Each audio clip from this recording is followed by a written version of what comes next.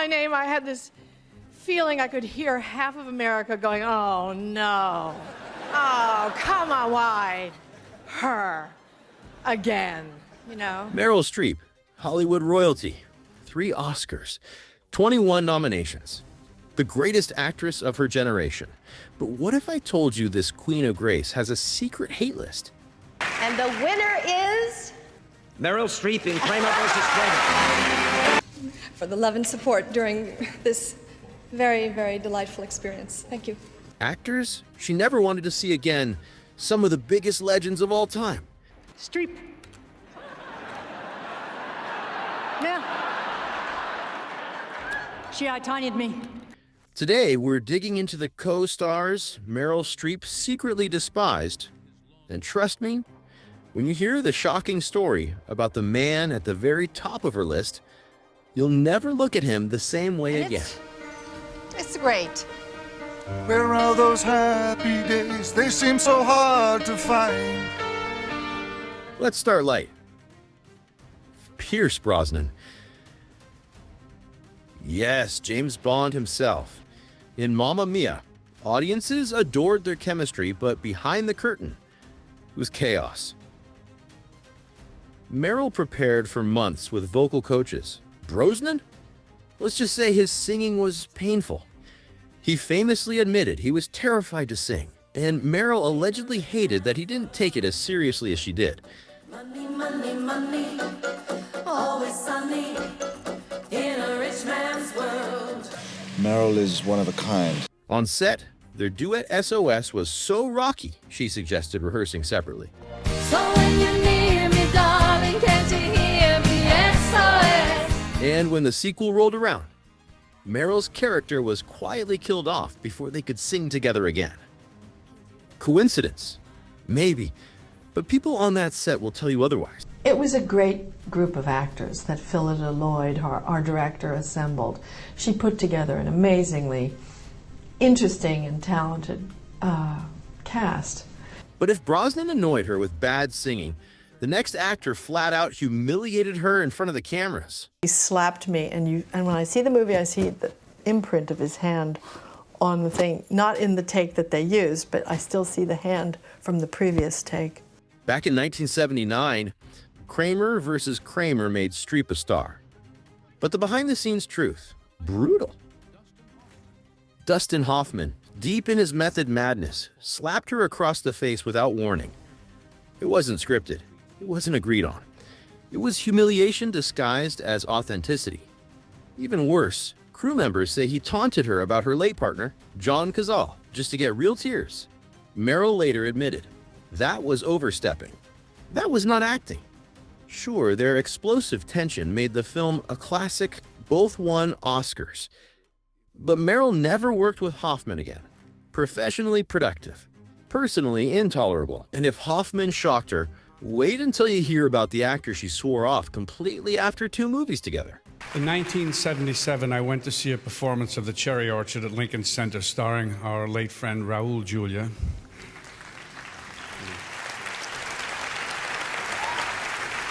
There was a maid in the play, and that's the first time I saw Meryl. I remember I was immediately struck by how unique she was, how wonderful she was. Since then, we've worked together 3 times. Each time was very special to me. Yes, Robert De Niro. They starred together in Falling in Love and Marvin's Room, 2 icons, 1 screen. But Meryl hated his process. De Niro's method acting meant he stayed in character, isolated, barely speaking between takes. Meryl, who thrives on connection, found it baffling.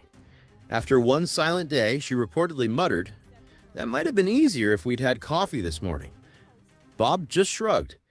And during the press tour for Marvin's Room, his one-word answers left Meryl carrying the entire burden. Afterward, she allegedly said, "That's enough of that for one lifetime." Translation? Never again. You have done yourself. You've also slept with women not of your own class. But De Niro wasn't the only giant she couldn't stand.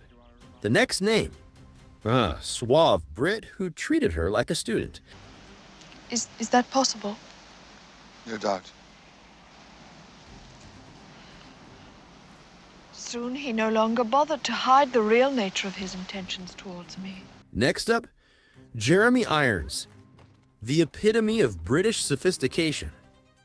He and Meryl first joined forces in The French Lieutenant's Woman back in 1981, a film that demanded they play two characters each, switching between Victorian drama and modern-day filmmaking. Their performances were brilliant, but insiders say their approaches couldn't be more different. Not that I was being a pain in the arse, I don't think, but I think she just sort of, just by the way she was, is that they take enormous care of you because you're terribly valuable to you. Jeremy was smooth, polished, relying on instinct and presence, while Meryl came armed with meticulous research and emotional blueprints for every scene. That contrast gave the movie its unique spark, but it also led to tension behind the curtain. And I hear it now. I was young and new at this, and I just didn't, I wasn't as pleased as I could. I didn't feel like I was living it. They would reunite years later in the House of the Spirits, and again, people close to the set described the same oil and water dynamic. It wasn't open hostility, more like professional friction. Two master actors, both perfectionists in their own way, but never quite in sync. I mean, I was in tears. I was in tears. But he just was never, he would never give me a line reading or tell me how it should be. He would just say, let's just go again, shall we? And if you thought that was tense, wait until you hear what happened when Meryl went toe-to-toe with Jack Nicholson. Now, here's a name fans always wondered about: Jack Nicholson. Meryl and Jack actually teamed up not once, but twice in Heartburn and Ironweed. On screen, the chemistry was electric, but behind the scenes, very different styles were colliding. Meryl came in with pages of research, accents polished, emotions mapped out. Jack, he was pure instinct, pure swagger, showing up and throwing himself into the scene without a safety net. That clash created incredible drama on film, but insiders whispered it also created real tension off set. You are perfect. That, in a way, they're making you a sacred cow. I know how much you like that. I have this to say about that. Moo. Moo. Because the transcendent, talented, impassive, passive, gorgeous, committed, to me, you are perfect. Which leaves you with a choice. You can either stick with it, which is unbearable, or you can just go off and dream another dream. And then came the rumors. Tabloids claimed the heat between them spilled into a fling during Ironweed. Neither has ever confirmed it, but it added a cloud of gossip that followed them for years. One thing is certain: two Hollywood legends on the same set made sparks fly, though not always the good kind. But if Nicholson symbolized a clash of acting styles, the next name represented something even bigger: a generational battle for Hollywood's crown. Enter Gwyneth Paltrow, the face of a new Hollywood era in the 90s glamorous, connected, and rising fast. In 1999, she stunned the world by winning Best Actress for Shakespeare in Love, beating out Meryl's powerhouse turn in One True Thing. The press called it an upset. Critics called it a marketing triumph. And some fans said it was the moment Hollywood started caring more about buzz than craft. And here's the twist. While Meryl has gone out of her way to praise younger stars like Cate Blanchett, Amy Adams, and Jessica Chastain, she's never given Paltrow that same spotlight.